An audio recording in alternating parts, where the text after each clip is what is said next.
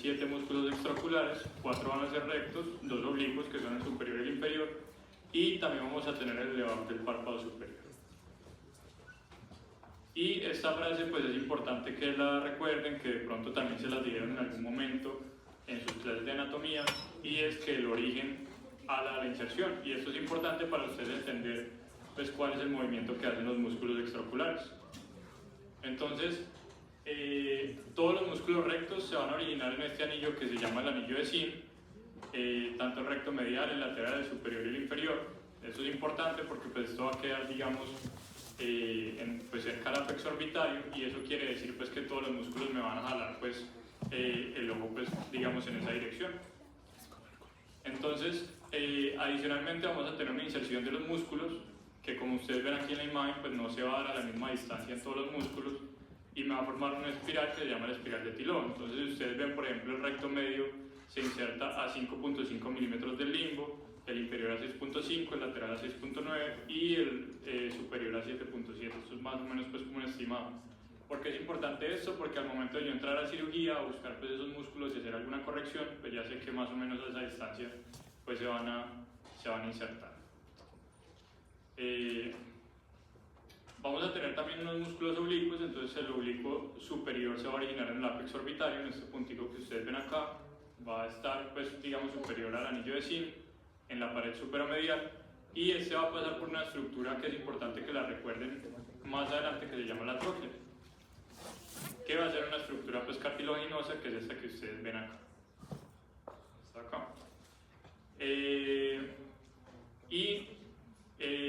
¿Por qué es importante conocer la anatomía? Entonces, pues cuando yo estaba estudiando este tema, de hecho pues ya de residente, pues no me parecía que tuviese sentido que el oblicuo superior, a pesar de insertarse pues de esta parte superior, me generara pues, o me desviara el ojo hacia abajo. Y yo decía, pero ¿por qué me va a desviar el ojo hacia abajo el oblicuo superior? Entonces, por eso es importante conocer la anatomía. Si ustedes ven acá, este es el oblicuo superior que viene aquí, qué pena, aquí señalado por la flechita, pasa por la tróclea, que es esta estructura medial, y si ustedes ven, se va a insertar hacia posterior del ojo, que es esta parte que ustedes ven aquí. Entonces, ya cuando yo jalo el ojo, pues como está insertado hacia posterior, pues me va a bajar el ojo, ¿sí? Entonces, por eso es importante pues uno conocer pues como esa parte. Y también, si ustedes ven, se va a insertar hacia lateral, y eso también ayuda a que el ojo, cuando digamos esa polea como que jale, pues me gire también el ojo hacia adentro. Entonces también es importante pues como que ustedes conozcan esa parte para entender cómo se mueven entonces esos músculos. Vamos a tener el oblicuo inferior, que este se va a originar en el periósteo del hueso maxilar, este musculito que ustedes ven acá. También es importante para ustedes entender entonces cuál es el movimiento que va a hacer ese oblicuo inferior. Pues si se está yendo hacia lateral, quiere decir que cuando yo jale, pues cuando el origen, que es esta parte de acá, me jale la inserción, que es hacia lateral, pues el ojo se va a desviar hacia la parte de adentro. ¿Listo? Por eso es importante pues digamos conocer al menos estas cuestiones básicas de anatomía. Y vamos a tener otro músculo que es importante, que va a ser el elevador del párpado superior, que como su nombre lo indica, pues esa va a ser la función que va a tener. También se va a originar en el apex orbitario, específicamente pues en el ala menor del esfenoides, y va a estar superior al anillo de Zinn. Y en la parte de su origen, pues este se va a fusionar con el recto superior. Pues aquí digamos en la imagen no se alcanza a ver tan claro, pero se va a encontrar digamos justo superior pues del recto superior. Este es el recto superior que ustedes ven acá, y aquí encima pues está el elevador del párpado superior. Y va a tener dos sitios de inserción. Entonces va a tener un sitio de inserción en el músculo orbicular y otro que va a estar pues en el tarso. Entonces aquí pues ustedes ven la placa tarsal, que es como esta estructura tendinosa que es la que me va a proteger el párpado, y el elevador del párpado superior, perdón, va a tener una porción que se inserta acá, pero también una porción que se inserta en el músculo orbicular. Esta tal vez es la parte que de pronto les interesa más a ustedes. Entiendo pues que esto hace parte de la clase de neurología. Entonces es la inervación pues, de los músculos extraoculares, y la inervación está dada pues, por 3 pares craneales: el tercer par, el cuarto par y el sexto par. ¿Listo? Y en realidad no es difícil pues uno aprenderse como que esté inervado por qué cosa. Entonces pues digamos por regla general todos los músculos van a estar inervados por el tercer par excepto 2. ¿Listo? Entonces ¿Cuáles son los dos que no van a estar inervados por el tercer par? El oblicuo superior, que va a estar inervado por el cuarto par, o el nervio troclear. Si ustedes recuerdan, el oblicuo superior pues pasa por la troclea, que es como la estructura que permite que se haga como esa polea. Pues ya con eso uno sabe entonces que el oblicuo superior está inervado por el troclear. ¿Listo? Y el recto lateral pues va a estar inervado por el otro nervio que nos queda, que es el abducens o el sexto par craneal. Y pues ya dependiendo pues como les decía, como del movimiento que haga el músculo, pues eso va a recibir pues como algunos nombres. Entonces esto simplemente, estas imágenes es para recordar eso. Cuando les estén hablando del cuarto par craneal o el troclear, pues ustedes ya saben que el oblicuo superior es el que pasa por la troclea, por lo tanto ese es el músculo que me está inervando. Y cuando les estén hablando del abducens, abducir pues es, digamos, mirar hacia afuera, entonces ustedes ya saben que esa es la función pues del sexto par craneal. ¿Listo? Esto simplemente es un resumen. Yo igual les voy a dar las diapositivas pues aquí en el escritorio para que las puedan revisar. Aquí está más o menos pues como la longitud pues, de los músculos, dónde se origina, dónde se inserta anatómicamente y pues digamos como en qué grados pues hace pues ala pues el músculo al globo ocular y también cuál es la inervación pues que recibe de cada nervio. Esto pues no lo vamos a hablar como con mucho detalle, simplemente entender pues que aparte pues de esos músculos y de los nervios pues vamos a tener otros tejidos en esa parte. Vamos a tener pues tejido adiposo, vamos a tener el cono muscular que está formado precisamente por esos músculos extraoculares, vamos a tener la cápsula de Tenon y el septum, que todas estas estructuras pues van a ayudar a darle soporte pero también a proteger pues esa parte de la órbita. Y pues muy rápidamente pues la irrigación de estos músculos extraoculares va a estar dada por la arteria oftálmica, que recuerden que es una rama de la carótida interna, y vamos a tener una rama muscular lateral que me va a irrigar el recto lateral, el superior y el oblicuo superior, y vamos a tener una rama muscular medial que me va a irrigar el recto medial, el inferior y el oblicuo inferior, que son estas pues, que ustedes ven aquí pues, en la imagen. Adicionalmente entonces en la parte del drenaje vamos a tener una vena oftálmica superior, que es esta que ustedes ven acá, y una vena oftálmica inferior, que adicionalmente pues van a confluir en unas venas que se llaman las venas vorticosas, y todo este sistema de drenaje va a terminar en el seno cavernoso. ¿Listo? Digamos la diferencia que tienen estas venas con otras venas pues, del cuerpo es que no van a tener pues como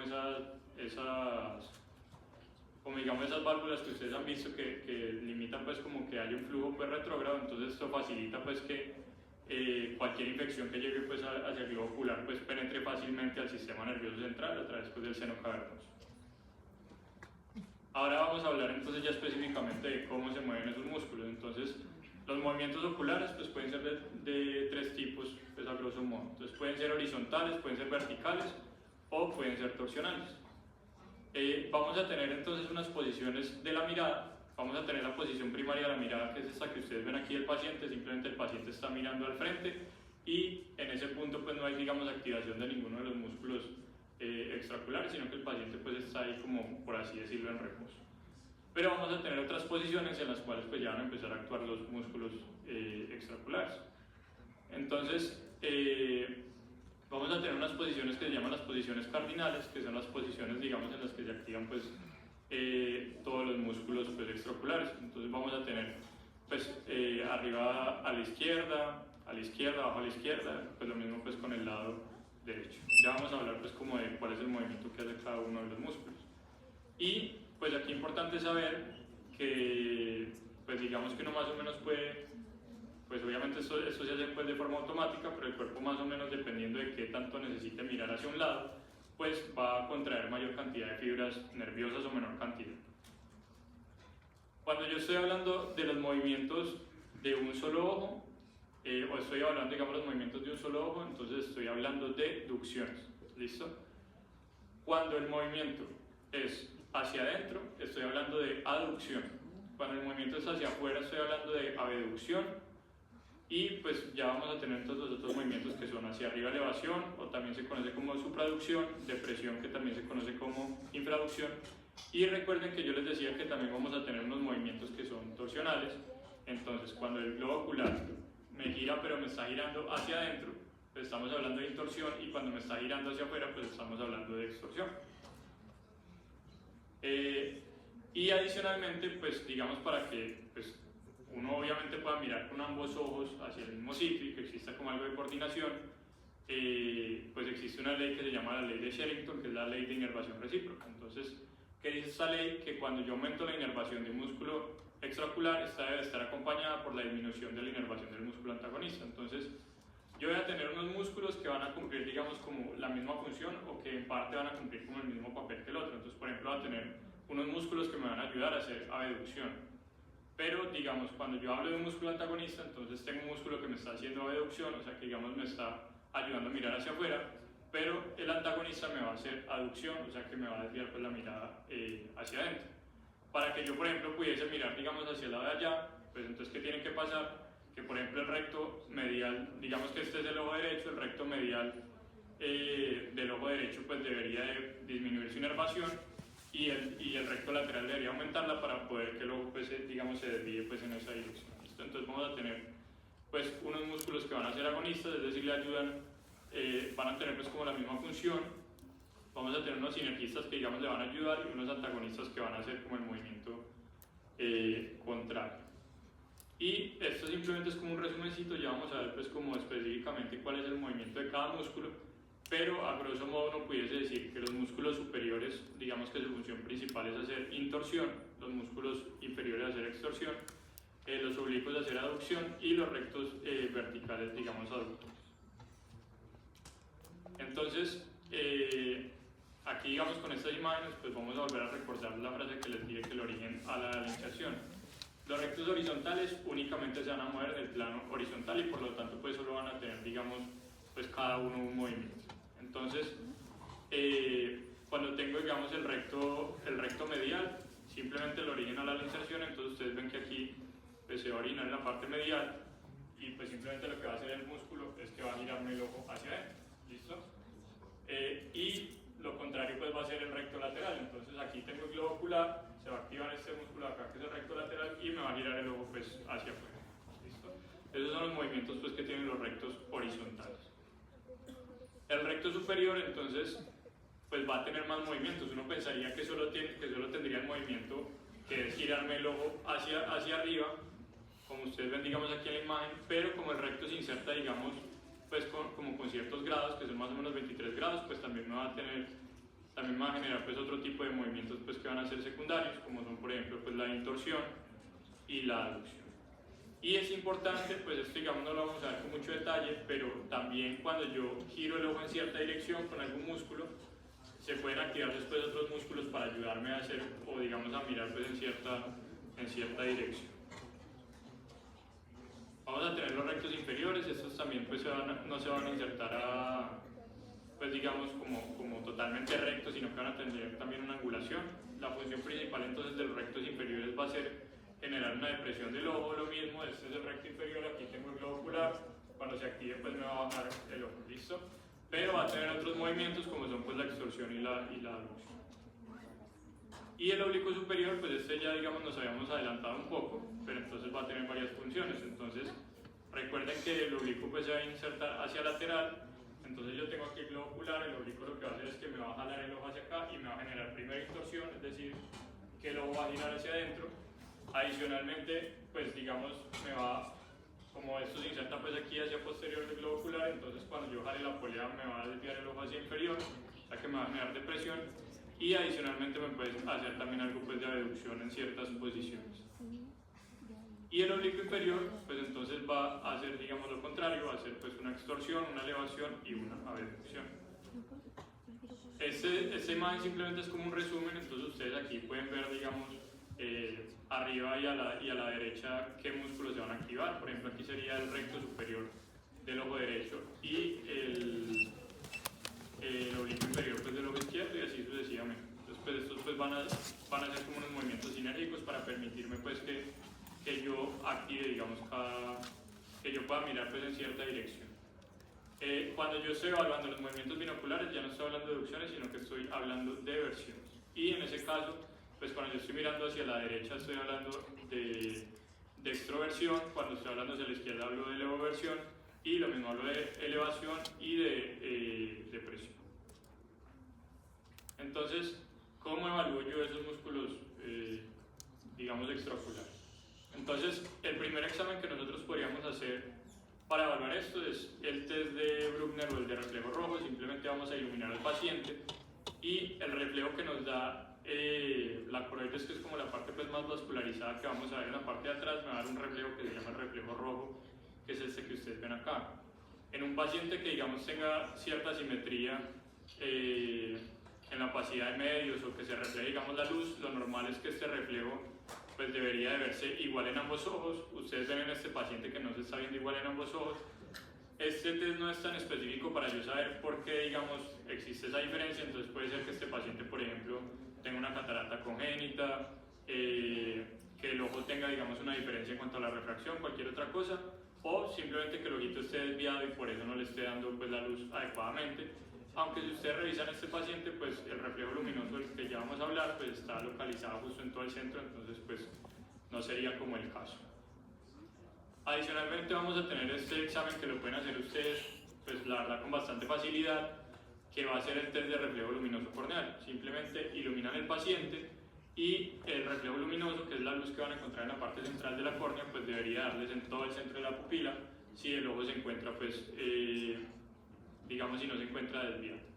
Si se encuentra desviado, entonces ya ustedes pues van a buscar hacia dónde se está desviando. Entonces, si ustedes ven el reflejo luminoso, digamos hacia temporal o hacia el exterior, quiere decir que el ojito está desviado hacia adentro, perdón. Si lo ven que el reflejo luminoso está hacia adentro, quiere decir que el ojito está desviado hacia afuera. Y lo mismo, si ustedes ven digamos que el reflejo luminoso está inferior, pues el ojo está desviado hacia superior y pues lo mismo con el inferior. Adicionalmente tenemos un test que este sí pues no lo van a hacer ustedes, que es el test de Krimsky, que me va a permitir medir cuánto es la desviación, y esto lo voy a hacer con unos prismas que es como digamos esta pirámide que ustedes ven acá, que me va a ayudar pues como a poner en posición central el ojito. Y con el reflejo luminoso ustedes más o menos podrían estimar qué tanta es la desviación dependiendo de dónde esté ubicado. Pues esto sí, pues lo mismo, probablemente no les vaya a tocar hacerlo, pero pues bueno, pues como que lo conozcan. Esto pues al menos a nosotros en nuestra práctica diaria nos ayuda a darnos una idea de qué tanta es la desviación. Entonces, como les decía, si el reflejo luminoso da en todo el centro de la pupila, no hay desviación. Si el reflejo luminoso me está dando hacia temporal, entonces ya sabemos que hay una desviación hacia adentro. Y por ejemplo, cuando me da en todo el margen pupilar, pues hay una desviación más o menos de 30 dioptrías prismáticas. Cuando me dan la mitad del iris es de 60 dioptrías y cuando me dan el limbo es más o menos de 90 dioptrías. Esto pues simplemente nos ayuda a darnos una idea de qué tanto es la desviación, pero pues la medición exacta se hace con el test de Krimsky. Y aquí también es importante entonces que esa desviación de los ojos pues puede ser de dos tipos. Entonces puede ser una aforia o puede ser una atropia. ¿Qué es una aforia? Entonces la aforia es una desviación latente. Entonces esa persona que por ejemplo al final del día, después de haber hecho mucho esfuerzo, ustedes empiezan a ver que el ojito se le empieza a desviar o que está cansado y el ojito se empieza a desviar, pero que esa persona, digamos, al inicio del día o cuando está concentrado, pues logra, digamos, como mantener pues bien posicionado el globo ocular. O pues también incluso pacientes que por ejemplo toman alcohol, pues se les empieza a desviar el ojito, cualquier cosa pues que altere como la situación pues normal del ojo. Y vamos a tener las tropias, que ya son desviaciones manifiestas. Entonces ese paciente que ustedes lo ven y de entrada pues ya ven que tiene el ojo desviado digamos en todo momento. ¿Listo? Y esto lo vamos a clasificar entonces dependiendo de cómo sea la desviación. Entonces si yo estoy hablando de que la desviación es hacia afuera, entonces voy a hablar de una exo. Entonces digamos en ese caso, por ejemplo, digamos que este es mi ojo derecho. Si mi ojo está desviado hacia acá, pues yo hablaría de una exotropia. Si la desviación es hacia adentro, hablaría de una endotropia. Entonces lo mismo, mi ojo derecho, si está desviado hacia acá, estaría hablando de una endotropia. Si está desviado hacia arriba, una hiperforia o una hipertropia, dependiendo pues, de lo que tenga. Y si está desviado hacia abajo, entonces una hipoforia o una hipotropia. ¿Sí? El nombre es el mismo, simplemente pues les va a cambiar como la última parte, dependiendo pues, de lo que ustedes vean. ¿Cómo hago yo para saber entonces si estoy frente a una aforia o una atropia? Entonces, pues ahí nosotros podemos hacer varias evaluaciones. Ese es el primer test, digamos, que uno hace como para evaluar esos movimientos oculares, que se llama el Cover test.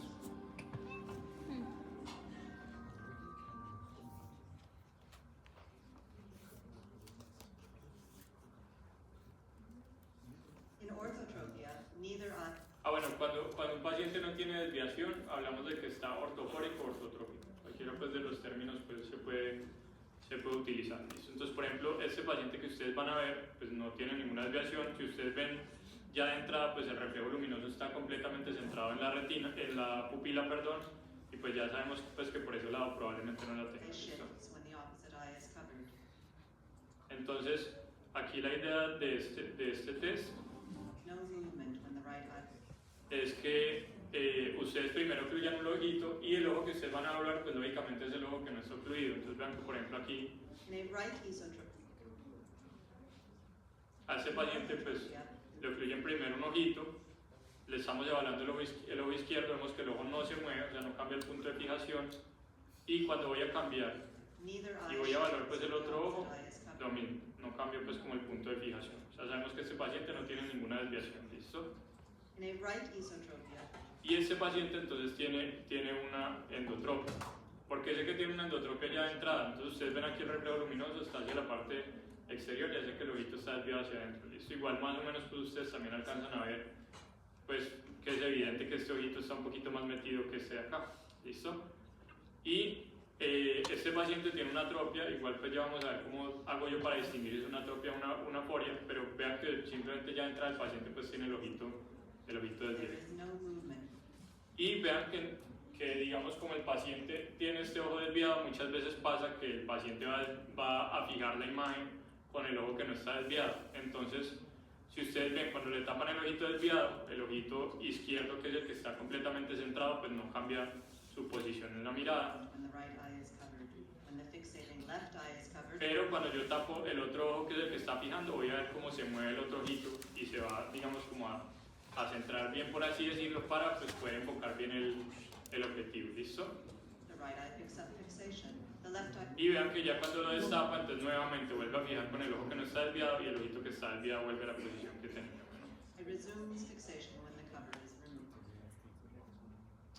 Y hay otro test que es el mismo test que estamos haciendo, solo que se llama el cover test alternante, que simplemente es yo cambiar esa paletica con la que estoy tapando y pasarla rápidamente entre ambos ojos. Descubro un ojo, miro qué pasa con ese ojo y luego hago lo mismo con el otro ojo, que es este que vamos a ver acá.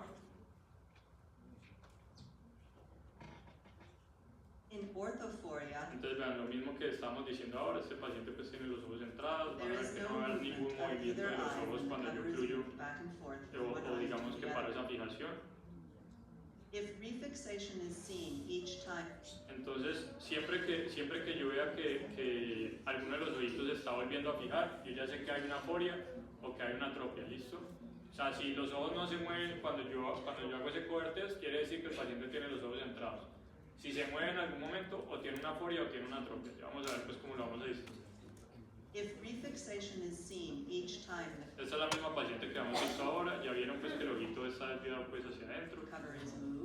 Entonces vean que aquí lo que hacen simplemente es pasar la paletica pues, y ocluir como ambos ojos con mayor rapidez, evitando pues que se genere pues una fijación.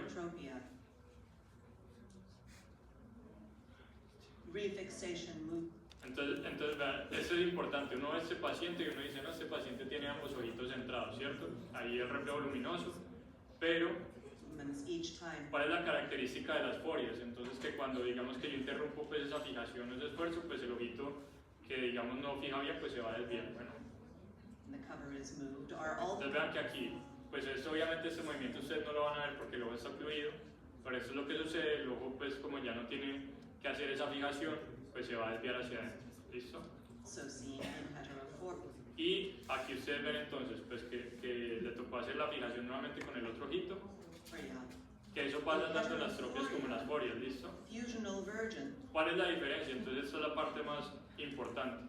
Si ese paciente tuviese una atropia, es decir que el ojito está desviado en todo momento, al momento de yo descubrir este ojo, pues el ojito va a seguir desviado. O sea, el ojito va a seguir desviado hacia adentro. Pero por ejemplo en las forias, yo aquí lo descubro y el ojito va a volver entonces a la posición primaria que tenía. Entonces ustedes ven ahí como simplemente el ojo pues vuelve a la posición que tenía. Entonces ahí ya saben pues que se trataba de una aforia. Esta parte les quedó clara, ¿tienen alguna duda? Que no es tan fácil pues de entender, pero digamos esto es algo que ustedes pudiesen hacer como médicos generales y de hecho uno piensa que no le va a llegar, pero llega bastante. ¿Listo? Y esto es otra cosa, digamos, importante y es cómo evaluar los movimientos oculares. Entonces, simplemente, pues hay varias formas de hacerlo, ustedes lo pueden hacer como quieran. Ustedes le pueden decir al paciente, le muestran un objeto, nosotros normalmente les mostramos la tapita, por ejemplo, de las gotas, que es una tapita roja, como que les llame la atención, y le dicen al paciente pues, que no vaya a mover la cabeza, que simplemente siga, digamos, el objeto con los ojos. Y hay varias formas de hacerlo. Hay una forma que es hacerlo con una H. Entonces, digamos, si yo tengo aquí el objeto al frente, pues estoy evaluando la posición primaria de la mirada. Si yo aquí, por ejemplo, quiero evaluar entonces pues cuál es el movimiento, digamos, hacia afuera, entonces le muestro el objeto hacia acá, luego le muestro el objeto hacia acá, luego hacia arriba, hacia abajo, y lo mismo. Y pues si ustedes ven, estoy haciendo la forma pues como de una H, que es como una de las formas pues, de evaluarlo. La verdad lo pueden hacer como quieran, siempre y cuando ustedes vean que están evaluando todos los movimientos. Miren aquí esta paciente, entonces él simplemente le está mostrando acá, hace esto, que siga el dedo. Entonces simplemente ustedes evaluar pues como todos los movimientos, verificando obviamente que el paciente no les esté moviendo la cabeza.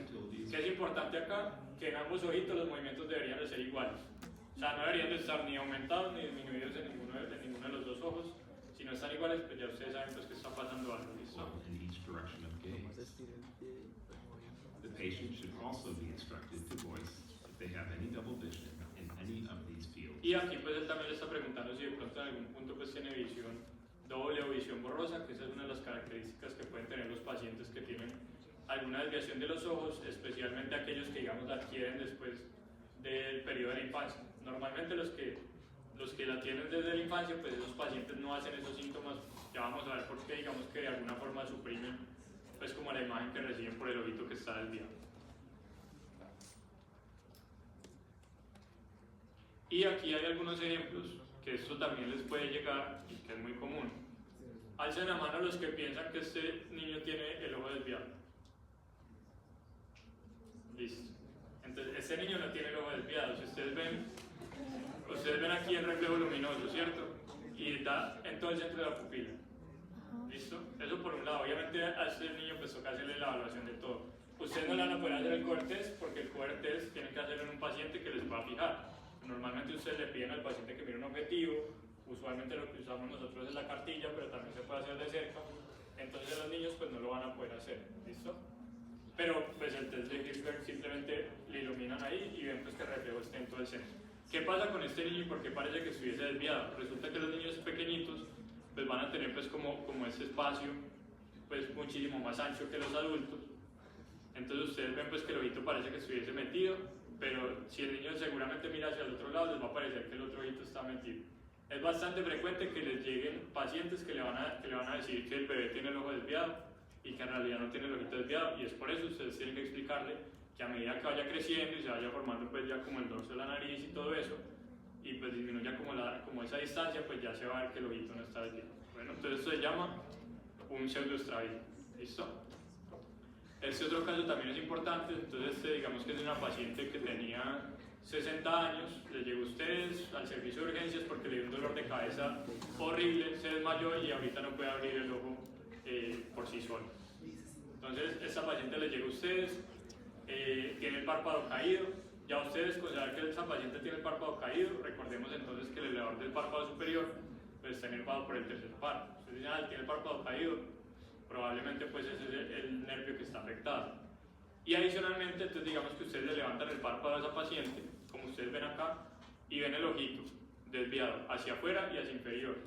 Entonces, ¿qué es lo que pasa cuando hay una parálisis de un músculo? Si la parálisis es muy marcada, el ojo se va a desviar como hagan de cuenta que los otros músculos que están funcionando me van a jalar el ojo en esa dirección, ¿sí? Entonces, por ejemplo, si hay una parálisis del tercer par, que ya sabemos entonces que me va a inervar el recto medial, el superior, el inferior, todo eso. Entonces, por ejemplo, ustedes van a ver el ojo en abducción, ¿sí? Entonces, esta paciente tiene el ojito desviado hacia afuera y también lo van a ver desviado hacia inferior. Que es importante en las parálisis del tercer par evaluar la pupila, porque con la evaluación de la pupila yo puedo saber entonces si ese paciente pues tiene digamos un compromiso ya a nivel del sistema nervioso central. Específicamente digamos lo más importante que toca descartar en estos pacientes es una ruptura del aneurisma, una compresión pues, de un aneurisma de la arteria comunicante posterior, y esto es una urgencia. O sea, esta paciente, pues ustedes tienen que salir con ella, digamos, estar en un primer nivel, corriendo pues para que puedan descartar pues que no vaya a tener un aneurisma, ¿listo? Si no hay compromiso pupilar, pues digamos que toca estudiar qué es lo que está pasando, pero probablemente pues el daño sea a nivel periférico y no a nivel pues central. Esta paciente, por ejemplo, tiene una parálisis completa del tercer par con compromiso pupilar, toca llevársela urgente para poder descartar, pues digamos, con una neuroimagen que no vaya a tener pues una ruptura o una compresión aneurismática. ¿Listo? Y este es otro paciente, es un paciente de 50 años y llega a su consulta y les dice que desde hace 3 semanas está viendo doble, antes no veía doble. Y el internista, y les dice que el internista lo evaluó y que le dijo que la diabetes no estaba controlada. Estos son los movimientos que está haciendo el paciente. Díganme, de pronto si alguno se atreve, pues qué músculo está ahí paralizado o qué parte, digamos, craneal está ahí afectado. O sea, para que se hagan una idea pues de la imagen, yo aquí le estoy pidiendo al paciente pues que haga como los movimientos oculares. Entonces, aquí está en posición primaria de la mirada, ¿cierto? Y en teoría está mirando hacia el frente y uno dice, ah, no, pues el ojito está, pues, ambos ojos están centrados. Pero entonces, digamos que aquí yo le digo al paciente que me mire hacia la derecha. ¿Qué está pasando con el ojo derecho? El ojo derecho no se mueve. Y ahí debería estar funcionando el recto lateral del ojo derecho, ¿cierto? No se movió el ojo. Después yo evalué el otro ojo y le dije, no, míreme, evalué pues la otra mirada y le dije, no, míreme hacia la izquierda. Y ahí sí se movió. Entonces recordemos que ahí, ¿qué par craneal estaría funcionando? El abducens, que es el sexto par craneal, que es el que va a inervar el recto lateral. ¿Listo? Entonces simplemente el ojo, ustedes ven que aquí el ojito izquierdo sí se pudo mover hacia esa dirección, aunque aquí pues sería el recto medial del ojo izquierdo el que haría ese movimiento. Pero el ojo derecho se queda completamente quieto. ¿Sí? Pero cuando yo evalúo el recto lateral del ojo izquierdo, que es este de acá, cuando le pido que mire hacia la izquierda, y el recto medio del ojo derecho, pues esto sí está funcionando perfectamente. Entonces este paciente tiene una parálisis del sexto par derecho. ¿Listo? Normalmente estas parálisis del sexto par ocurren por eventos microtrombóticos. Entonces se genera, pues digamos, como una isquemia específica del músculo, de una parte del nervio, y normalmente se resuelve. Entonces uno se puede asustar. De hecho, me acuerdo que me llegó un paciente de estos en la rural y yo ya no tiene un tumor, tiene alguna cosa, y pues sí toca evaluarlo, pero lo más frecuente es que estos pacientes sean diabéticos o hipertensos mal controlados y pues que generen una isquemia de ese nervio del músculo y pues que eso sea lo que genere la desviación. Pero ustedes les dan 6 meses y de pronto el ojito vuelve y se endereza. Son, digamos, raros los casos pues que el paciente persiste con la desviación. Y esta parte rápidamente, pero que está muy relacionada, es la parte de la visión binocular. Entonces, nosotros vamos a tener como varios ejes. Digamos que el eje más importante que nosotros vamos a hablar en la visión es el eje visual, que va a ser esa línea imaginaria que se va a conectar con el punto de fijación, es decir, el objeto que yo estoy mirando, y la fobia, que es el punto con el cual yo puedo ver con mayor detalle en la retina. Recordemos pues que esa fobia pues, se va a encontrar dentro de la mácula, pero la fobia como tal va a ser ese punto de mayor detalle. Y cuando yo estoy viendo con ambos ojitos, pues como ustedes saben que ambos ojos, pues digamos, tienen como sus distancias y todo eso, me va a, digamos que yo estoy viendo un objeto, me va a estimular diferentes zonas, pero digamos que la señal que debería llegar al cerebro es exactamente la misma. Entonces eso es lo que habla de correspondencia retinal. Entonces, cuando yo estoy viendo un objeto en determinado punto, me va a estimular 2 zonas diferentes de la retina, porque pues digamos que la mácula pues se va a encontrar pues hacia temporal en ambos ojitos, pero pues yo digamos que en el cerebro voy a terminar formando pues una sola imagen. ¿Listo? Esto es lo normal pues que debería de pasar. Y entonces ustedes ven por ejemplo acá, entonces aquí estoy viendo una persona, aquí tengo pues el ojito derecho y el ojo izquierdo. Estos son ojos pues que están completamente centrados y pues yo voy a ver una sola imagen. ¿Listo? Que la imagen pues debería ser similar en tamaño y en forma en ambos ojos. Pero ¿qué pasa por ejemplo cuando yo tengo un ojo desviado? Entonces si ustedes ven esta imagen de acá, este ojo de la derecha está desviado hacia adentro. ¿Listo? La persona yo la tengo acá, pero el ojo de la derecha pues no alcanza a ver pues digamos como con claridad, y el ojo de la izquierda, que sí está completamente centrado, pues sí me va a ver a la persona.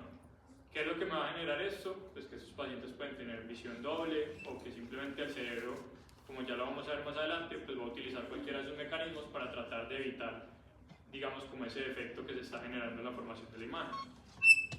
Esa fusión, que es esa capacidad que yo tengo entonces para unificar, digamos, esas dos imágenes que yo recibo de los ojos en una sola en el cerebro, pues va a tener dos clasificaciones. Entonces va a tener una fusión sensorial que va a ser esa relación topográfica con las áreas cerebrales, entonces simplemente qué área cerebral se está estimulando en el cerebro, y pues la capacidad que tiene el cerebro para combinar, digamos, esas dos imágenes. Y vamos a tener también una fusión motora, que es, digamos, la que me permite que yo, pues enfocando con los ojos, pues pueda dirigir la mirada hacia un punto en específico. La estereopsis es otro concepto aquí que es importante, que es, digamos, la sensación que me da la visión con ambos ojos de que existe profundidad.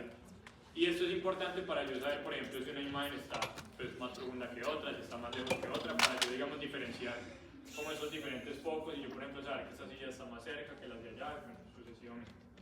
Normalmente la estereopsis va a ocurrir o va a empezar a los 5 o 6 meses de edad, y esto es lo que pasa. Entonces, pues ustedes, digamos, por ejemplo, en esta imagen de acá, pues digamos que uno no va a ver pues como ambas, o no se van a estimular pues las mismas zonas en la retina, pero más o menos pues son zonas correspondientes. Entonces ustedes ven, por ejemplo, este arbolito, que es el que está aquí más cercano, me va a simular zonas correspondientes de la retina para yo saber que esa es una sola imagen, y este otro arbolito me va a simular otras zonas, y esto me va a permitir pues yo saber si algo está más lejos o si está, digamos, con mayor profundidad.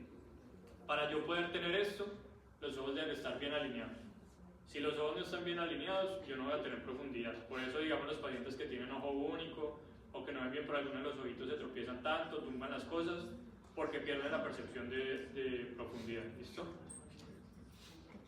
Y nosotros vamos a tener entonces unas alteraciones en la confusión binocular cuando tenemos alguna desviación.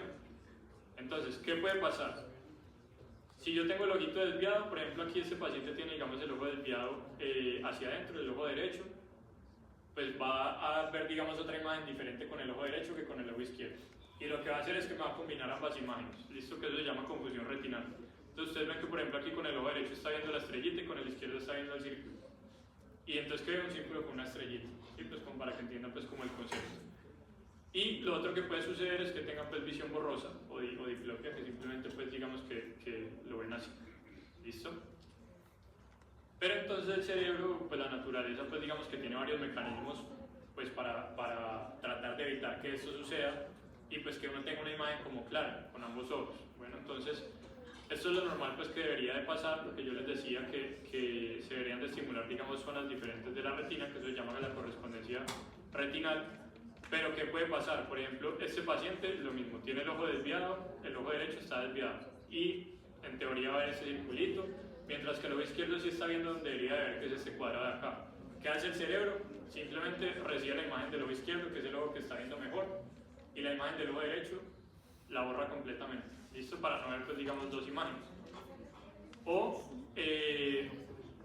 hay otra cosa que digamos que el paciente puede hacer, y es que cuando las desviaciones no son muy marcadas, pues trata como o digamos que cambia de alguna forma como la zona de la retina, y ya no se van a estimular las zonas que en teoría deberían de estimularse inicialmente, pero digamos que de alguna forma el paciente modifica pues como la estructura pues de la retina para tratar de ver pues como el objeto que está viendo. ¿Listo? Entonces los puntos de aquí, digamos, no son correspondientes como estos puntos de acá, pero el paciente de alguna forma pues trata de desviar el ojito, y tiene como otro punto pues que es como, digamos, perifobial alrededor de la fobia, que me va a permitir hacer esa visión.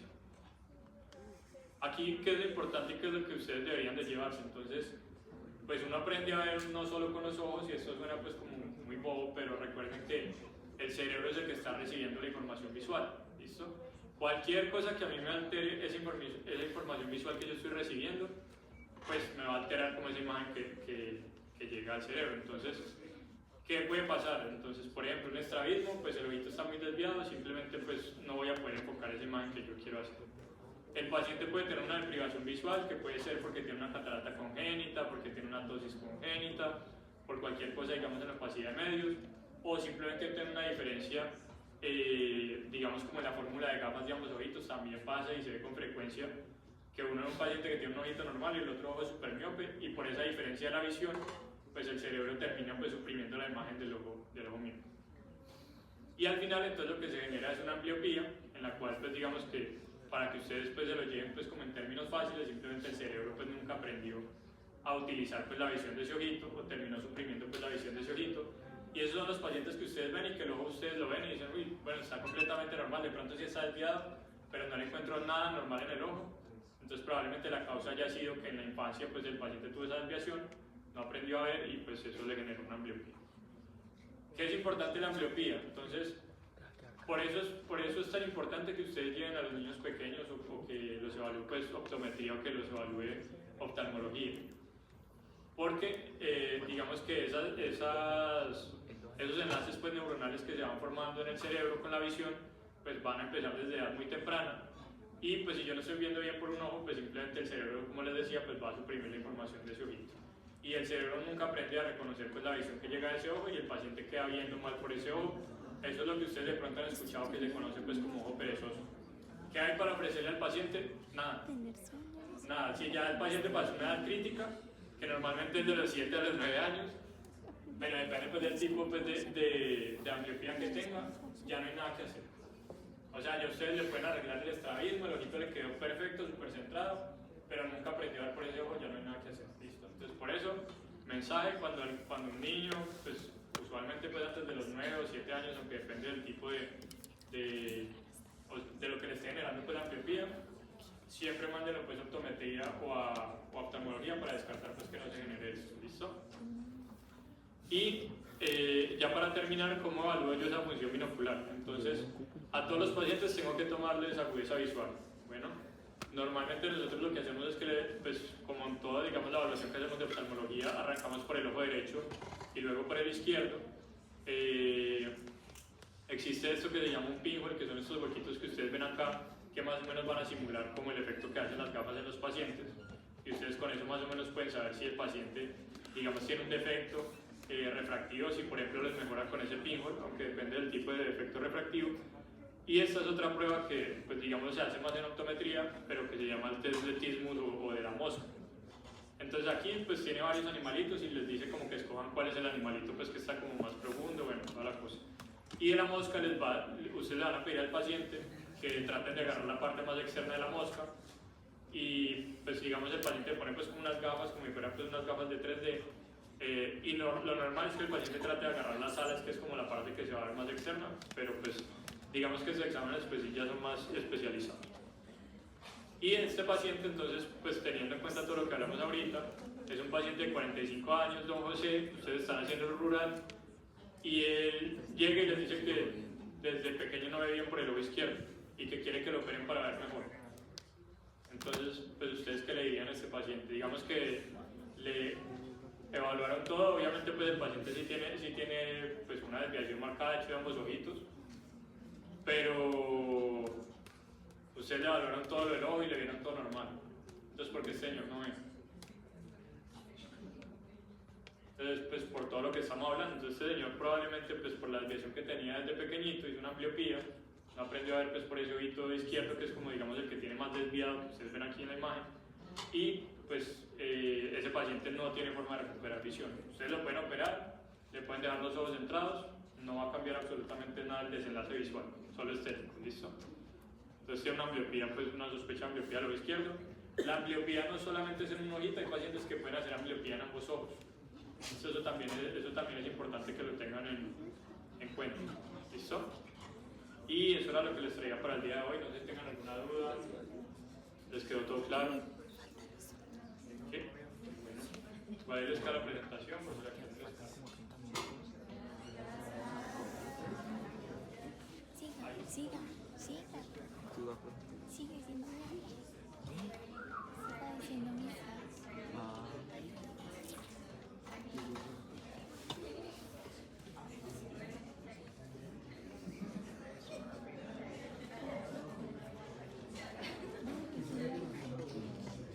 Bueno chicos, entonces vamos a continuar con una charla que complementa un poquito lo que acaba de mencionar el doctor Juan David.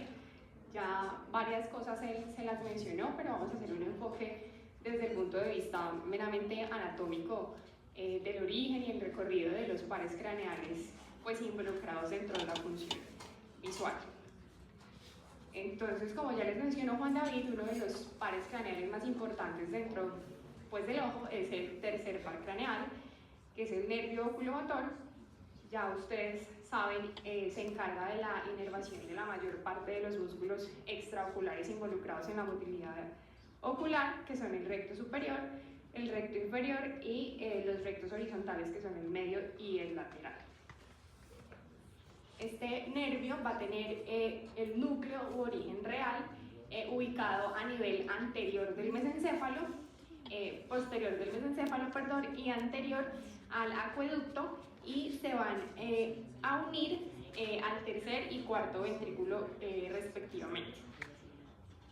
Digamos que este nervio hace parte de un complejo de subnúcleos donde cada uno de ellos va a tener una función dentro de los movimientos oculares. Las fibras van a emerger anteriores e ipsilaterales al músculo que van a inervar, siendo pues esos cuatro que ya ustedes mencionaron, como ven ahí les mencionaron como ven ustedes en la imagen de la derecha, y las fibras del subnúcleo medial se van a sufrir un cruce antes de salir del tronco cerebral, inervando el músculo recto superior y pues el contralateral al ojo de donde salió. Este nervio va a tener dos divisiones, una división superior y una división inferior, y cada una de esas divisiones pues va a ir o se va a dirigir hacia cada uno de los músculos. La división superior va entonces a ir hacia el músculo recto superior y el músculo elevador del párpado, que es el otro músculo, además de los cuatro músculos extraoculares, que está inervado por el tercer par craneal. Y la división inferior entonces se va a dirigir hacia el recto inferior, el oblicuo inferior, el esfínter de la pupila, porque recordemos que esa función motora del reflejo pupilar también está a cargo, va a estar dada por el tercer par craneal y por los músculos del cuerpo ciliar.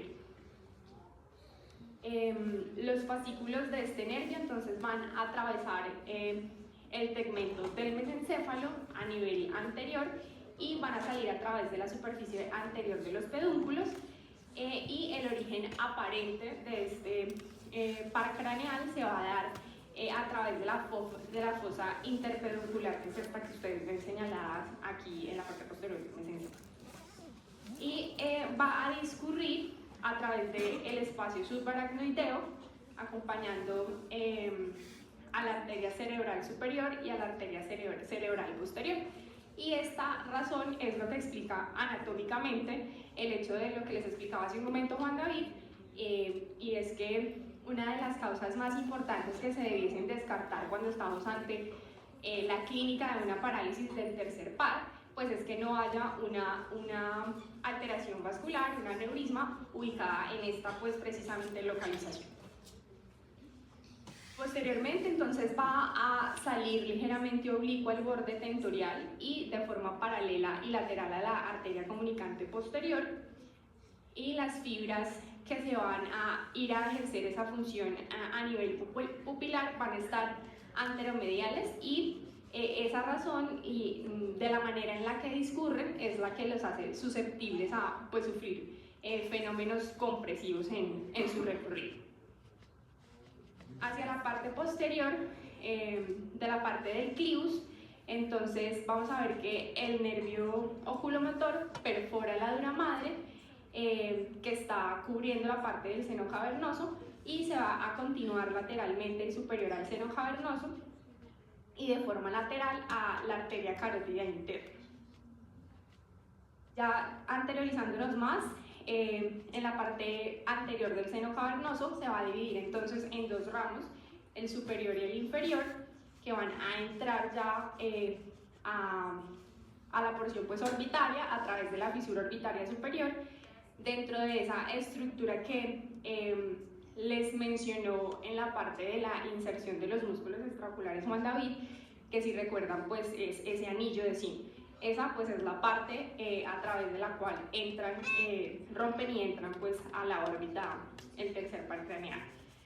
Entonces, como les dije, la división superior se va a ir hacia el músculo recto superior y el músculo elevador del párpado superior, y la división inferior entonces se va a encargar de enviar fibras que son de carácter parasimpático hacia el ganglio ciliar, y estos son los que van a estar involucrados en la vía aferente de la respuesta del reflejo fotomotor. Entonces, estas fibras van dirigidas hacia el esfínter de la pupila y hacia los músculos ciliares, que son pues los que se van a activar en una vía visual normal cuando hacemos el estímulo luminoso sobre el ojo. Esto va a ocurrir en el vértice orbitario, más o menos a 10 milímetros de la porción anterior del anillo de Zinc y lateral al nervio óptico. Y las ramas que quedan de esa división inferior del tercer par craneal, cuando ya se encuentran en su porción intraorbitaria, entonces se van a dirigir hacia el recto medial y los músculos rectos inferiores. Este simplemente es un esquema que les dejé allí para que repasen pues, de manera un poco más visual cuál es ese recorrido que acabamos de mencionar, que tiene las diferentes porciones, pues desde su origen real hasta su origen pues, aparente y el sitio de inervación de todo el recorrido del tercer par craneal. El otro músculo importante es el nervio troclear, que corresponde al cuarto par craneal. Es el nervio que está encargado fundamentalmente de darle la inervación al músculo oblicuo superior, como ya también se los mencionó Juan David. El núcleo de este nervio se va a encontrar dentro de la sustancia gris a nivel de la cara posterior del mesencéfalo, y su origen real está ubicado en el núcleo del cuarto par a nivel del mesencéfalo. Este nervio craneal, si ustedes recuerdan en sus clases de anatomía, tiene una particularidad, y es que es de los únicos pares craneales que llegan por la parte posterior, que llegan es por detrás, ¿no? Y la porción pues, intraaxial va a correr precisamente en esa dirección, posterior a la región periacueductal. Va a salir caudal al folículo inferior, digamos que esa es su localización dentro del tronco encefálico, y por debajo de donde vamos a encontrar localizada la glándula pineal, y allí es donde vamos a encontrar su núcleo u origen aparente. Este, como les decía, es el único par craneal que sale posterior al tronco encefálico. Tiene un curso que es intercraneal, que está desprotegido en todo su trayecto, y eso pues lo hace un sitio muy susceptible de lesiones en el contexto de los traumas craneoencefálicos. Va a discurrir paralelo al área del tentorio y por debajo del borde tentorial, que es lo que, aplicándolo digamos que clínicamente, va a tener una pues, implicación importante como referente anatómico en los procedimientos neuroquirúrgicos. Posteriormente, este nervio va a entrar al seno cavernoso de manera posterolateral y por debajo del tercer par craneal, y discurre a través de la pared lateral pues, del seno cavernoso. Entra a través de la fisura orbitaria superior. Este ya lo va a hacer por fuera del anillo de Zinc, a diferencia del tercer par, como mencionamos hace un momento, y va a cruzar sobre el nervio óptico para finalmente llegar a su destino, que es el músculo oblicuo superior, que es pues el que le da finalmente su función de motilidad. El otro par craneal que en su división sensorial tiene una intervención visual es el nervio trigémino. Es un nervio que tiene su núcleo sensitivo principal dentro de la protuberancia, que tiene digamos que un toque ligero con la cara, y por eso pues también tiene las divisiones que van pues hacia la inervación de la cara. Y el núcleo espinal del nervio trigémino vamos a observar que se extiende de forma caudal, más o menos hasta la localización de C4, y allí es donde va a llegar la información que se relaciona con la temperatura y el dolor. Y a nivel del núcleo mesencefálico del trigémino, entonces va a llegar toda la información que corresponde a la propiocepción y el tacto profundo. Las fibras de todos estos núcleos que acabamos de mencionar del nervio trigémino van a confluir o se reúnen a nivel de la protuberancia, van a emergir de manera lateral a su cara anterior y forman una estructura o un tronco grueso nervioso que se forma por dos raíces. La parte más externa de esa raíz y más gruesa, que es sensitiva, y la parte medial y más delgada, que es la que va a corresponder a toda la respuesta motora. El ingreso entonces de este nervio es a través del Kaum de Meckel, que es la región en donde se ubica el ganglio de Gasser. Sabrán ustedes que ese ganglio de Gasser es un sitio importante de primer sinapsis de todas estas fibras nerviosas, y el origen real pues va a estar dado pues a nivel justamente de ese punto. Entonces esta es la representación de la vista lateral, de cómo es la entrada y la llegada pues de ese nervio a la porción intraorbital. Y en específico la división B1 del nervio trigémino, que es la división oftálmica, pues es digamos que la que tiene un papel importante dentro de pues toda la vía visual. La rama más anterior es la que va a salir del núcleo y transcurre a través de la pared lateral del seno cavernoso, inferior al cuarto par craneal, y al acercarse a la fisura oftálmica superior se va a dividir en tres ramas, que son la lagrimal, la frontal y la nasociliar. Entonces, haciendo como esa asociación clínica, cuando los pacientes tienen una afectación por herpes zóster, por ejemplo, ¿sí? Vamos a ver que cuando ustedes estudien esa patología se van a encontrar con que hay un signo, que es el signo de Huntington, que es la aparición de lesiones o de vesículas a nivel del dorso de la nariz, que es un signo muy sugestivo de que probablemente va a haber o ha habido afectación ocular de ese herpes zóster.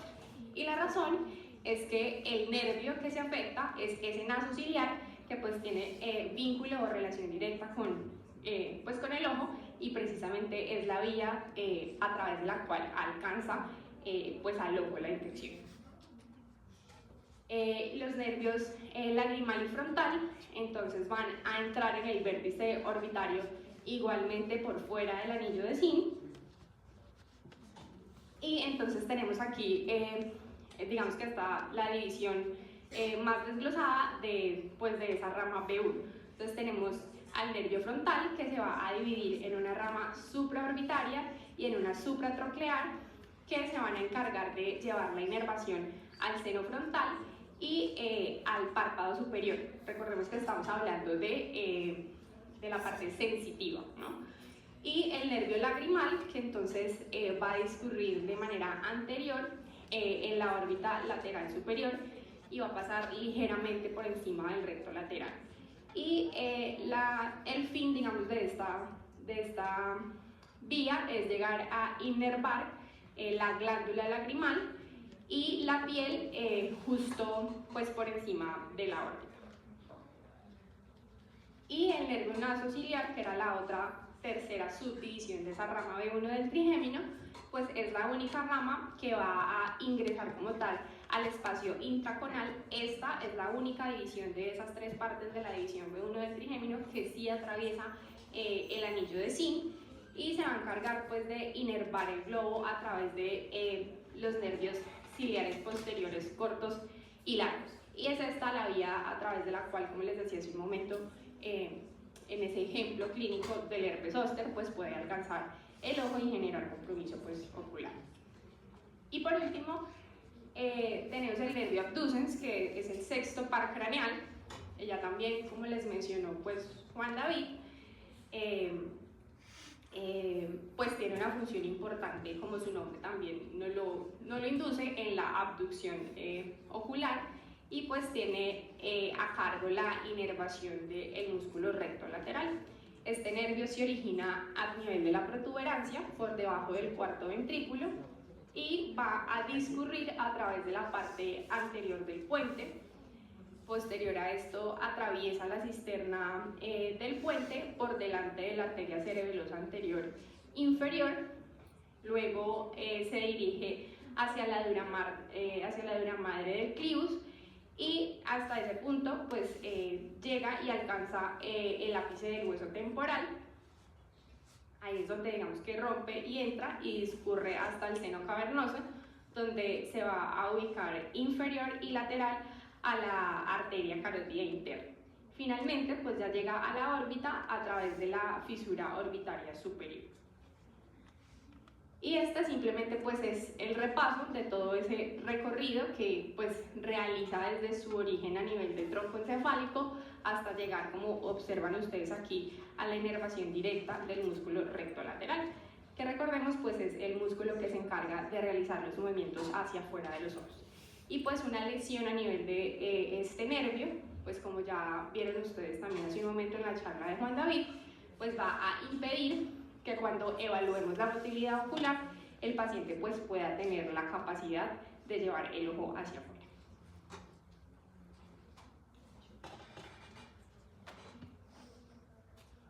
No sé si tienen alguna pregunta o hasta ahí todo claro. Nosotros les vamos a dejar las presentaciones en el escritorio porque nos pidieron preguntas. ¿Listo? Entonces, para que las revisen.